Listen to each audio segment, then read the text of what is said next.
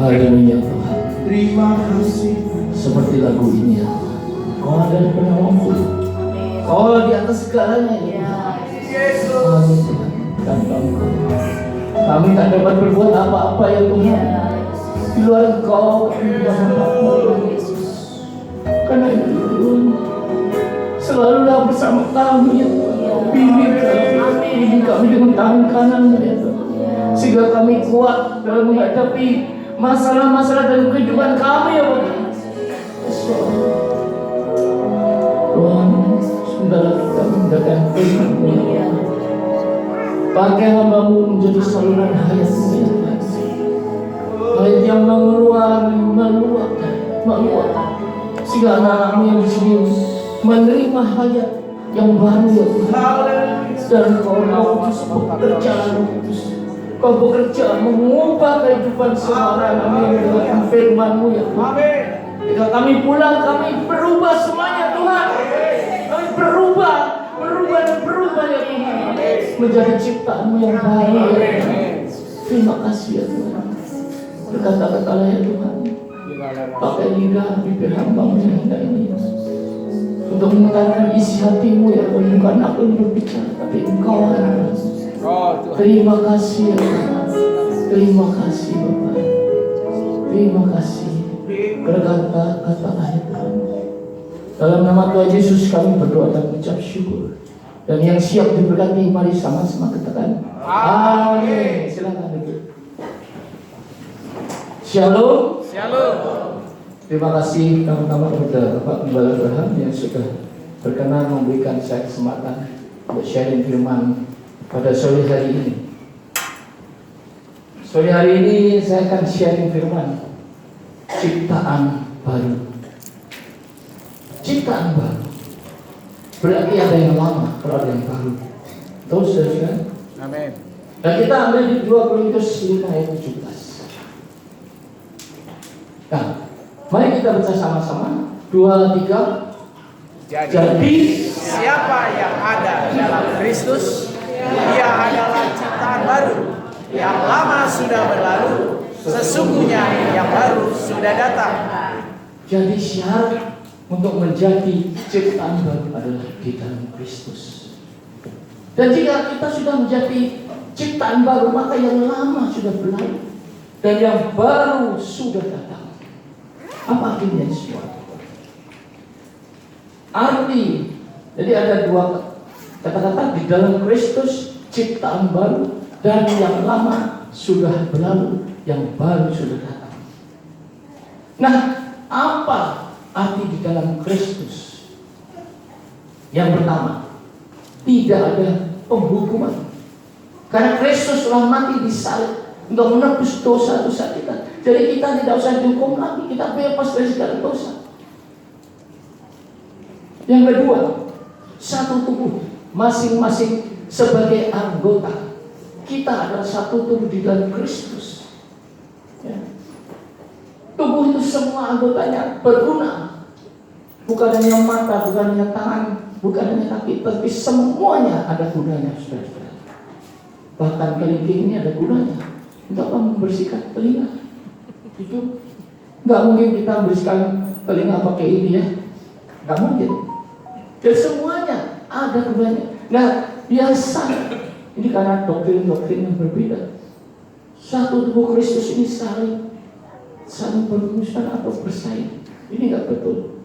Apapun doktrin itu, kita adalah satu tubuh di dalam Kristus dan kita harus bersatu. Kemudian apa? Mengerti rahasia hendaknya sesuai rencananya. Kita diberi pengetahuan untuk mengerti apa? Mengerti kata Tuhan Yesus dibangkitkan dari orang mati. Orang-orang di luar sana tidak akan mengerti hal ini dan mereka tidak percaya bahwa yang disalib itu bukan Kristus, Yudas Iskariot yang disamakan. Ini rahasia Kristus. Karena itu dia mengorbankan anaknya yang tunggal supaya barang siapa yang percaya pada dia tidak akan binasa, melainkan beroleh hidup yang kekal. Itulah rencana Allah menyelamatkan kita. Itu rahasianya, saudara. Mendapatkan bagian yang dijanjikan sesuai dengan maksud Allah. Kita ini sudah ditentukan oleh Allah, predestinasi untuk jadi apa nanti kita sudah ada dalam rencana Allah. Nah, yang kemudian yang terakhir adalah apa? Dibangkitkan dan diberikan tempat bersama Dia di surga. Oh, ini suatu hal yang sangat indah, yang sangat besar. Kita dibangkitkan dan apa? Diberi tempat yang sama dengan Kristus di surga. Kita sudah disediakan tempat di surga. Tinggal kita mau yang mana? Apakah kita mau RSSSSS, rumah sangat sederhana sekali, seorang saja susah, atau kita mau diberi mansion sebenarnya ada mansion disediakan untuk kita, mansion harus rumah yang mewah, komplit dengan fasilitasnya. Yaitu tergantung hidup kita, apa yang kita perbuat untuk Kristus. Kalau kita hanya biasa-biasa saja, ya kita biar baik Allah, gak mungkin kita dapat mansion, kita dapat SSS tadi. Karena tidak ada yang kita perbuat buat Kristus, kita hanya menerima, gak pernah memberi. Nah, saudara, apakah tanda-tanda manusia ciptaan baru?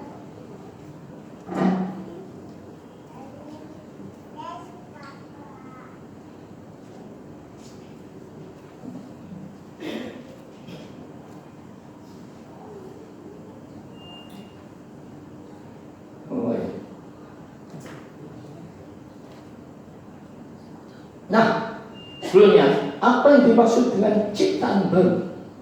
Kata ciptaan baru, bahasa Yunani adalah kainathesis. Digunakan oleh orang-orang Yahudi untuk orang-orang yang bukan Yahudi menjadi orang Yahudi. Jadi orang Yahudi mengkaitkan ciptaan baru dengan konversi dari non-Yahudi menjadi Yahudi. Maka Paulus mengarahkan istilah tersebut sebagai proses konversi iman menjadi pemeluk Kristen. Dan kata baru ada dua dalam bahasa Yunani, yaitu neos dan kainos. Neos artinya sesuatu yang baru, dari tidak ada menjadi ada. Allah menciptakan dunia ini dari tidak ada menjadi ada. Neos berbicara tentang baru berdasarkan waktu. Sesuatu yang sudah tua atau berasal dari masa lalu tidak mungkin diubah menjadi neos lagi. Misalnya mobil buatan tahun 80 dicek baru, dia baru tapi statusnya tetap mobil tua, mobil tahun 1980. Ya, nggak mungkin kita harus bilang karena sudah dicek ini mobil tahun 2019 no. Sedangkan kainos artinya ada sesuatu yang sudah ada tetapi dijadikan baru. Kainos yang digunakan Paulus berbicara tentang baru berdasarkan kualitas, artinya perubahan atau pembaharuan yang dimaksudkan oleh Paulus bukannya diartikan dengan mengganti total fisik seseorang, tetapi lebih tepat diartikan membersihkan jiwa seseorang atau regenerasi hingga karakternya berubah menjadi karakter yang baru. Nah, dalam Korintus 2 Korintus 5 ayat 17 tadi, Paulus menggunakan bentuk waktu sekarang, bukan yang akan datang. Dia berkata, siapa yang ada di dalam Kristus, ia adalah ciptaan baru, dan bukan akan menjadi ciptaan baru. Jadi otomatis ketika kita di dalam Kristus, kita menjadi ciptaan baru. Jadi kata kainos lebih menunjuk kepada sebuah perubahan sikap, perilaku serta tabiat, dan bukan pada materi atau tubuh seseorang. Nah, syarat menjadi ciptaan baru sekali lagi adalah harus di dalam Kristus. Artinya apa? Kita menjadi orang Kristen bukan orang Kristen yang agamis, setiap minggu rajin ke gereja, mengikuti upacara-upacara ibadah, perayaan Natal, perayaan Paskah dan sebagainya. Ya, atau mungkin karena kita berasal dari keluarga Kristen hanya kebiasaan saudara. Bukan saudara, kita harus menjadi seorang Kristen yang dengan iman menerima dan percaya bahwa Yesus sebagai Tuhan dan satu-satunya juru selamat. Nah, tanda-tanda kembali saya. Tanda-tanda manusia ciptaan baru dalam Efesus 4 ayat 22, apa yang dikatakan di situ? Kok nggak mau ya? Nah, baca sama-sama Efesus 4:22, yaitu bahwa kamu berhubung dengan kehidupanmu yang dahulu harus menanggalkan manusia lama yang menemui kebinasaannya oleh nafsunya yang menyesatkan, supaya kamu diperbaharui di dalam roh dan pikiranmu dan mengenakan manusia baru telah diciptakan menurut kehendak Allah di dalam kebenaran dan kekudusan yang sesungguhnya. nah, kata-kata menanggalkan adalah seperti kita menanggalkan pakaian kita yang kotor. Jadi ketika kita hidup dalam masa lalu, kita masih kotor, saudara. Pakaian kita harus ditanggalkan, menanggalkan manusia lama. Karena apa? Yang menemui kebinasaannya oleh nafsunya yang menyesatkan, supaya kamu apa? Diperbaharui di dalam roh dan pikiranmu. Jadi yang diperbaharui bukan hanya kelakuan kita, tapi juga roh dan pikiran kita diperbaharui dan mengenakan manusia baru. Jadi setelah pakaian kotor hidup yang kotor kita lepas, kita diberi jubah putih, jubah yang hidup dalam kebenaran dan kekudusan. Seperti dikatakan di sini, mengenakan manusia baru telah diciptakan menurut kehendak Allah di dalam kebenaran dan kekudusan yang sesungguhnya. Jadi step pertama adalah ketika menjadi ciptaan baru adalah kita hidup dalam kebenaran dan kekudusan.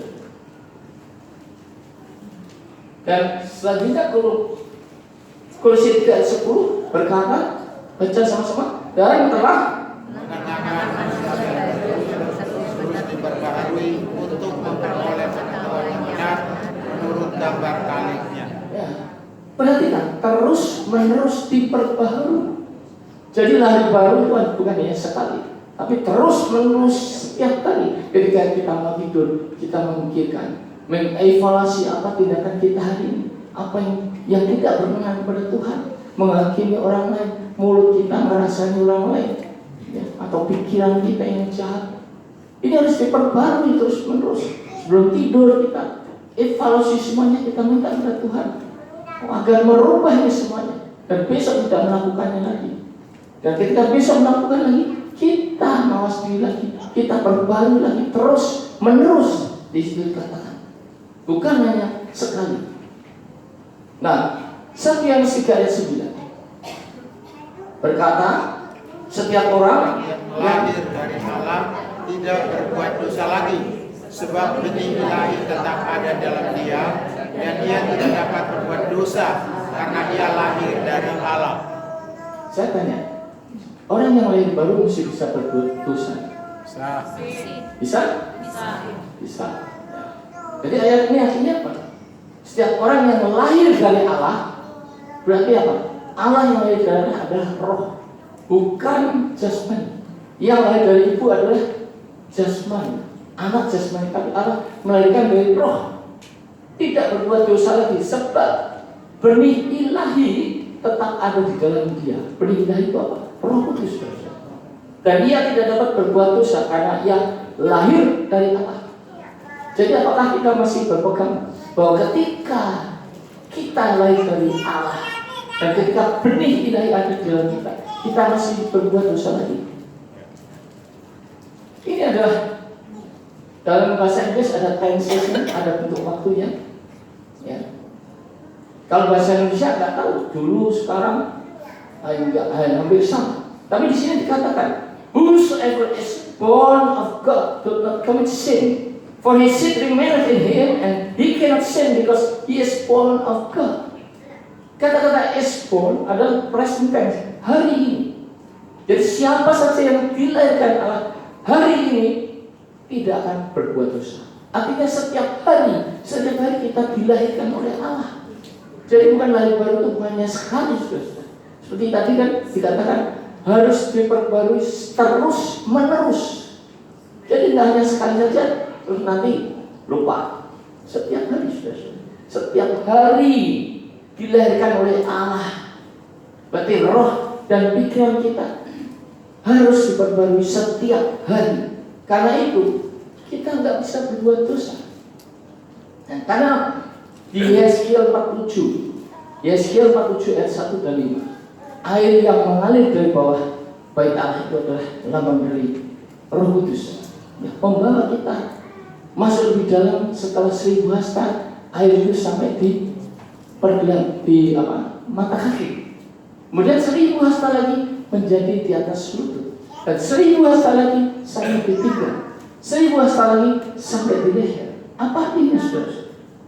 Ketika Roh Kudus itu masih belum sepenuhnya di dalam kita, maka kalau air itu masih di mata kaki, kita masih mudah bergerak. Artinya kita masih mudah berbuat dosa kedagingan. Kemudian naik lagi ke lutut, kita agak mulai susah berjalan.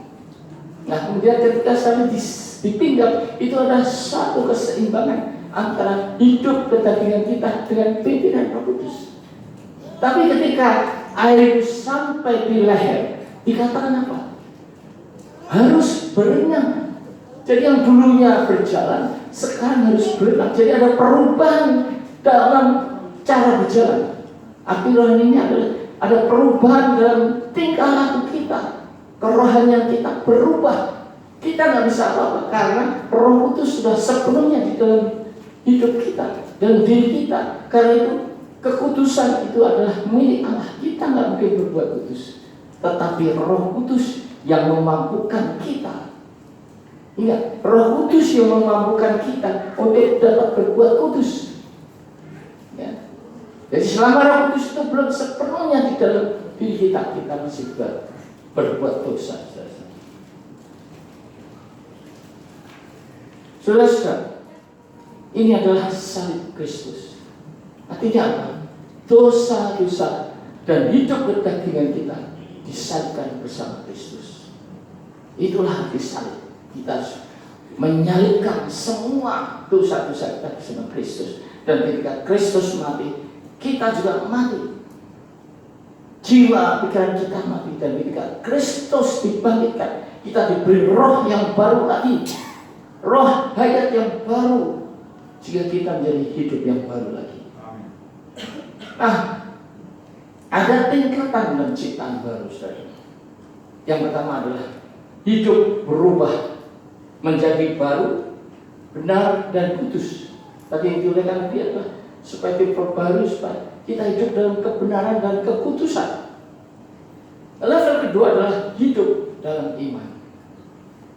Dan yang ketiga adalah mempunyai keintiman dan peka terhadap suara Tuhan atau Roh Kudus.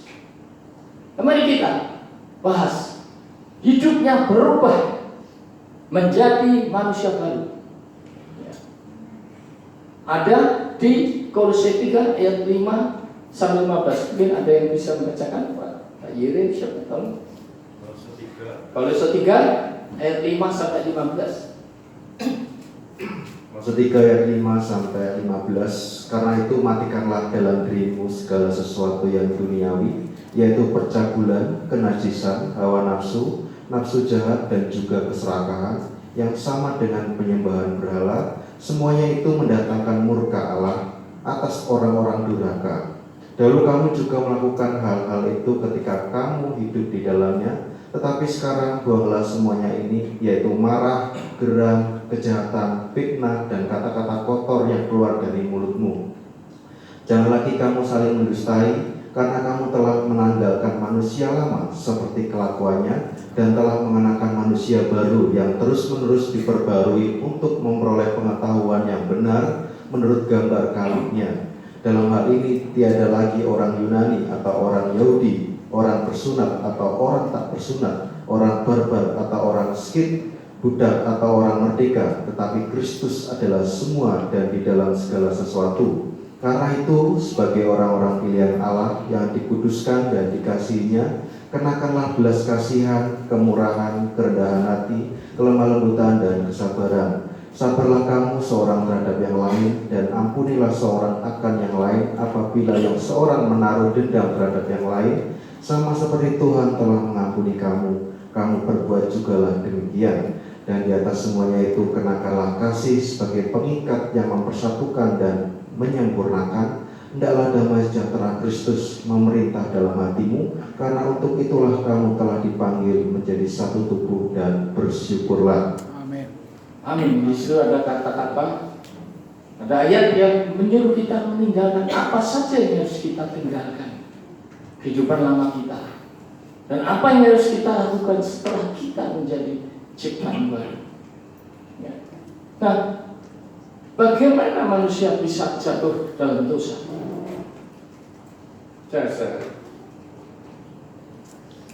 Di Kejadian 3 ayat 6, mari baca sama-sama. Perempuan itu melihat Hal itu baik untuk dimakan dan sedap kelihatannya. Lagi pula pohon itu menarik hati karena memberi pengertian. Lalu ia mengambil dari buahnya dan dimakannya, dan diberikannya juga kepada suaminya yang bersama-sama dengan dia, dan suaminya pun memakannya. Saudara, manusia terdiri dari roh, jiwa, dan tubuh. 1 Tesalonika 5 ayat 23. Roh adalah hati nurani, adalah ketika kita mau berbuat jahat, maka hati nurani kita akan menolak. Dan yang kedua adalah intuisi. Intuisi adalah panca indera roh. Ketika Roh Kudus berbicara dengan kita, maka kita akan mendapatkan intuisi soal apa yang harus saya lakukan, apa yang tidak boleh. Dilarang Kudus. Yang ketiga adalah persekutuan, yaitu bagian roh yang kita pakai untuk berkomunikasi dengan Allah. Kita memuji Allah, kita menyembah Allah, berkomunikasi, berdoa. Itulah bagian ketiga dari roh. Sedangkan jiwa adalah pikiran, emosi, dan kehendak atau tekad. Dan tubuh adalah panca indera kita dan juga wadah. Nah, tubuh merupakan pintu masuk ke dalam jiwa, dan jiwa pintu masuk ke dalam roh. Dan sini dia kan, perempuan itu melihat, berarti apa yang berfungsi mata, panca indera, tubuh, ya, bahwa pohon itu baik untuk dimakan dan sedap kelihatannya, timbul emosinya. Wah, enak nih kalau makan, kelihatannya sedap. Lagi pula pohon itu menarik hati karena memberi pengertian, kemudian masuk dalam pikirannya. Oh, kalau aku makan ini, aku bisa seperti Allah, aku bisa tahu yang baik dan buruk. Nah, kemudian apa? Lalu ia mengambil dari buahnya dan dimakannya. Tekadnya timbul, diambil, kemudian dimakannya, dan diberikannya juga kepada suaminya. Saudara, orang berdosa itu selalu mencari teman, betul? Jangan aku aja yang berdosa. Orang korupsi cari teman yang lain supaya enggak dia disalahkan. Inilah dosa itu selalu diiringi dengan dosa yang lain. Seperti juga Daud, ketika dia berzina dengan Bathsheba, timbul dalam pikirannya membunuh Usia. Inilah dosa yang diikuti dengan dosa selanjutnya, dan diberikan juga kepada suaminya yang bersama-sama dengan dia, dan suaminya pun memakannya.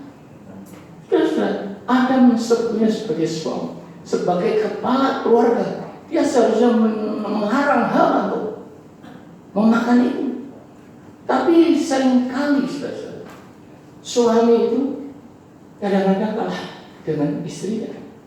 Adam ini ibaratnya apa? Telo tiga inowo, ya, masuk dalam plat isti, ikatan suami takut istri. Di sini nggak ada kan yang takut istri ya? Ada. Kalau takut berarti sekarang beranilah, ya. Nah, seharusnya itu ada melarang, ya. Tapi malah ikut-ikutan makan, saudara. Inilah suami yang nggak benar, ya. Dan memang sering terjadi dalam keluarga bahwa istri itu dominan, ya, menuntut suaminya, pokoknya harus disediakan untuk biaya hidupku sekian, aku nggak mau tahu. Ada juga suami yang malas, nggak mau tahu. Pokoknya aku sudah kerja, nggak mau usaha, cukup nggak cukup ya sekian. Jadi ada pertentangan, saudara. Kenapa keluarga itu bisa berpisah atau bercerai? Beberapa hal, karena seks, karena ekonomi, karena tidak ada saling mengampuni, tidak saling mengerti, tidak ada take and give. Saudara, saling menuntut, suami yang menuntut istrinya untuk selalu melayani, ya. Teman saya, karena hal itu dia seterus, saudara. karena istrinya diharapkan pelayanan, dia sudah menuntut, dan istrinya tetap seperti itu. Dua-duanya pelayanan, stop. Karena masuk dalam jiwanya sendiri. Nah, juga istri yang nggak mau melayani karena alasannya aku kan sudah punya anak, mau pengen anak, ya. Nah, lama-lama tidak terjadi komunikasi yang baik. Nah, di kantor mungkin suami itu masih kerja, lihat temannya perempuan, dia juga di KDRT oleh suaminya, saling mengeluh, akhirnya saling curhat, mulai dating, ayo makan sama-sama, ya. Kemudian lagi-lagi, wah ini temanku di kantor nih, langsing, baunya harum, minyak parfum. Dia ingat istri di rumah, loloran pakai dasar minyak PPO, ya. Jadi, wah lama-lama lupa istrinya. Wah ini lebih menarik, ya, lebih menarik dari saya. Akhirnya terjadi perselingkuhan. Itulah asal mula, ya, karena saling menuntut. Demikian juga istri menuntut suaminya nih teror dan duit. Ada orang lain, ya, bosnya kasih duit, takut sama bosnya. Ini terjadi, saudara, bukan saya cerita, terjadi benar-benar. Atau saudara ketika pasangannya mengkhianati, dia nggak mau memaafkan, saudara. Untuk saya punya istri selain cantik juga baik hati. Amin. Pasti jangan minta uang saya lagi. Ya. Ketika saya mengkhianati dia, saudara, dia bukannya membalas, dia berpuasa, anak-anak diajak berpuasa supaya saya kembali pada Tuhan. Dan benar saya kembali, saudara. Dan ketika ada seorang wanita yang menggoda saya kalau renang pakai celana pendek or sport, saya beli di Barito ini, beli pindang. Saya masuk, ada perempuan cantik, saudara, kalau jelek tidak bisa ngomong saya. Nyapa saya, Om, waduh, langsung saya pegang batu, saudara. Om, waduh. Ya harus keluar, saya sudah naik pick up karena saya sudah bangkrut. Dia naik sedan, saudara, ngejak ketawa saya lagi. Waduh, ini setan yang mau begitu, saudara. Dia tahu kelemahan kita digoda, dicoba. Dia rasanya kalau kita sudah bersama dengan Kristus, ya. Tapi saya walaupun dengan berat hati, tapi saya bisa melupakan, saudara. Di rumah saya cerita sama istri saya, aku ini biarpun sudah tua, auranya masih bentuk cewek begitu. Aduh, istighfar sudah punya cucu lagi. Itulah, saudara. Nah, coba saudara mawas dengan keluarga saudara sendiri. Saya yakin tidak ada masalah dalam keluarga saudara ya. Laki perempuan semuanya penuh pengertian, saudara. Nah, kata-kata berubah, kita bisa berubah seperti apa, saudara? Seperti ular. Ular itu berubah tapi hanya melungsungi, orang Jawa bilang, hanya berganti kulit, jalannya sama, makannya sama, hanya berganti kulit. Artinya apa? Orang Kristen ini sudah dibaptis, ya begitu aja, sama aja hidupnya. Hanya karena sudah dibaptis saja, dia tidak lahir baru, dia tidak hidup baru, ya, dia tidak menjadi ciptaan baru, masih sama hidupnya, cuma bedanya sudah dibaptis. Ya. Yang kedua, seperti burung Raja Wali. Burung Raja Wali kalau sudah tua, maka bulunya akan dicabuti sendiri, kukunya yang sudah melengker, ya, bahasa Jermannya melengker, itu dipatok-patok supaya lepas. Kemudian juga paruhnya dipucuk-pucukkan ke batu supaya lepas. Sakit, saudara, semuanya berdarah. Tapi kemudian dia akan mendapatkan kekuatan baru menjadi Raja Wali yang muda. Kenapa kita diumpamakan sebagai burung Raja Wali? Karena burung Raja Wali mempunyai kelebihan di antara burung-burung lain, yaitu dia dapat terbang lebih tinggi dari burung-burung yang lain. Dia tahan terhadap sinar matahari, sehingga dia membawa mangsa mau direbut, maka dia naik ke atas. Artinya apa? Kita sebagai burung Raja Wali, rezeki yang sudah diberikan kepada kita tidak mungkin direbut orang lain. Amin. Dan ketika ada topan, badai topan yang besar, burung Raja Wali hanya mengepakkan sayapnya di lebar, dan dia akan naik sendiri, saudara. Dia tidak akan terpusat dalam angin topan, dia akan naik. Demikian juga kita sebagai burung Raja Wali. Ketika ada masalah, kita hanya berserah pada Tuhan. Kita tak perlu apa-apa, maka Tuhan akan mengangkat kita terbang tinggi di atas awan. Ya, itulah arti burung Raja Wali. Tetapi sama, sekalipun dia mendapatkan kekuatan baru, bentuknya juga masih Raja Wali, makanannya juga masih sama. Nah, kita harus bagaimana supaya total berubah?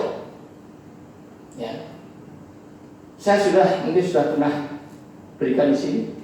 Yang Tuhan kehendaki adalah berubah total adalah seperti ulat daun. Ulat daun itu makan daun, merusak tanaman. Ya. Tapi kemudian dia akan berubah menjadi kepompong. Di kepompong ini dia nggak makan. Ya. Selama 21 hari dia akan berubah metamorfosa menjadi kupu-kupu. Dan kupu-kupu itu masih belum bisa langsung terbang, tetapi dia masih belajar mengepak-ngepakkan sayapnya, dan kemudian dia baru terbang menjadi seekor kupu-kupu yang indah. Nah di sini makannya ulat daun, tapi kupu-kupu makannya madu. Ya. Kemudian ulat sifatnya merusak, tapi kupu-kupu membantu pembuahan atau bunga, karena sebuah yang dia pegang dipakai bunga lain sehingga dia bisa berbuah bunga. Jadi fungsi orang Kristen harus berubah dari dulunya merusak, sekarang menjadi berbuah, berguna bagi orang lain dan bagi Tuhan. Ya. Tapi itu harus diproses. Kepompong adalah satu proses yang harus kita jalani. Kita nggak bisa hanya ya gitu aja, saudara.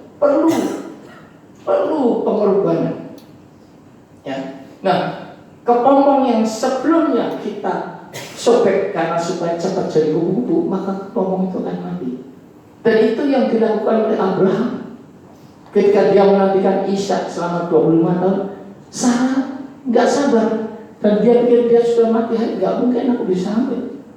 Tapi bagi Tuhan tidak ada yang mustahil. Ya, diberikan Hagar. Inilah kepompong yang disobek. Dan akhirnya keturunan Hagar dikatakan kelakuannya seperti gula beria, ya, dan memusuhi saudara-saudaranya. Itulah akibat